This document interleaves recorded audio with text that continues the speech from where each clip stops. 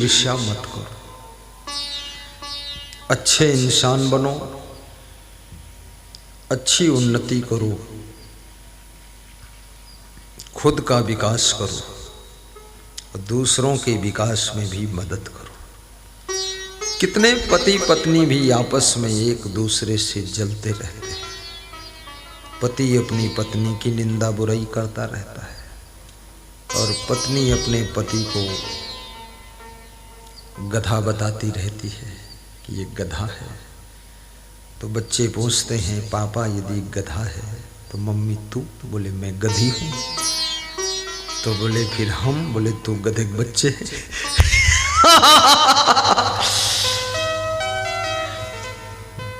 पति पत्नी में प्रियता बढ़ाइए।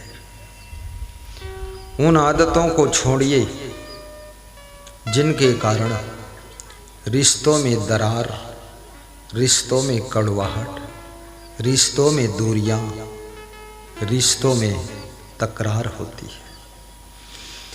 उस वाणी को बदल दीजिए, उस आलस्य को छोड़ दीजिए, उस मनमानी स्वभाव को चेंज कर लीजिए। फिजूल खर्ची की आदतों को भी त्याग करिए। धन कमाइए, धन बचाइए और उस धन को थोड़ा धर्म में लगाइए। कल मैं शिवनी मालवा गया था, परम भक्त श्री नरेंद्र मालवी जी के यहाँ खड़े हुए। पति पत्नी बेटे बहू सब आए हैं, बड़ी श्रद्धा है। मार्केट में मेन रोड पर घर है, खड़ी हो जाओ। ये बहू भी है, बेटा भी आया है। कहाँ है? ढूंढो उसको। उधर क्यों बैठे हो? इधर आगे आओ। नीलेश आगे आओ। जब उनके घर में पहुंचा, बैठो विराजो। देखा मैंने तो जितना बड़ा घर है उससे कई गुना बड़ा उनका श्रद्धा भाव है। श्रद्धा भाव कई गुना बड़ा। मुझे वहां शिवरी का दर्शन हुआ। मीराबाई जैसी भक्ति की झलक दिखाई दी। 18 प्रकार का जलपान रेडी किया। मैं तो सब काउंटिंग ही करता रहा। सिमई खा लिया, बाकी दृष्टि भोग लगाकर आगे बढ़ा दिया। साथ में भक्त संत गए थे, सबने ग्रहण किया। श्रद्धा और संतोष दोनों चीजें आपके जीवन के दुख को सुख में परिवर्तन करने की सामर्थ्य रखती है। जिनको जीवन में खुश रहना है उन्हें गुरु के चरणों में श्रद्धा बढ़ाना चाहिए। और गुरु वैराग्यवान, वैराग्यवान का अर्थ होता जो भोगी न हो, ढोंगी न हो, जिसमें विषय भोगों के प्रति त्याग हो, ऐसा गुरु। और उसके चरणों में श्रद्धा। श्रद्धा से ज्ञान प्राप्त होता है, ज्ञान से इंद्रियां वश में होती है और उससे आपको शांति और सुख मिलता है। कबीर कहते हैं कि इंद्री कहाँ करे विश्रामा। इंद्रियां विश्राम कहाँ पाती है? आप मनोरम दृश्य को देखते देखते आपकी आंखें थक जाती है, लेकिन फिर भी मन नहीं थकता है, मन और देखने को कहता है।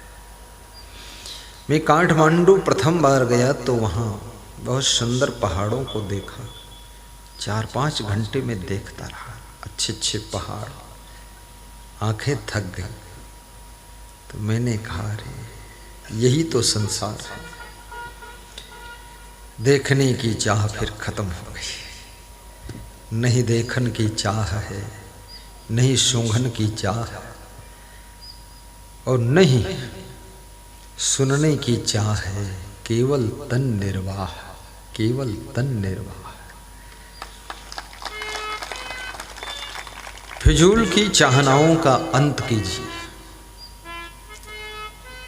फिजूल में घूमने की आदत को भी समाप्त कीजिए। पिकनिक मनाने के लिए, इधर उधर घूमने के लिए वे लोग जाते हैं जो अपने घर में ज़्यादा परेशान रहते हैं, अशांत रहते हैं। जो बहू बेटे अपने सास ससुर से ज़्यादा परेशान हैं, वे बार बार घूमने के लिए जाएंगे।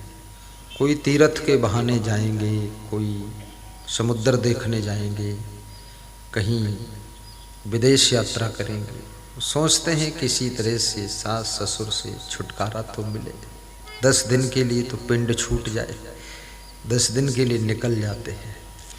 जो सास ससुर बहुत परेशान हो गए हैं बेटे बहू से, वे भी तीर्थ यात्रा पर निकल जाते हैं कि चलो उज्जैन में महाकालेश्वर का दर्शन करता हूँ। घर ही में बहू के रूप में महाकाली बैठी है, और महाकाल तो बेटा ही है। अब वहाँ उज्जैन गए, वहाँ भी महाकाल। अब सब जगह काल ही काल है, जीने लायक कोई जगह नहीं है।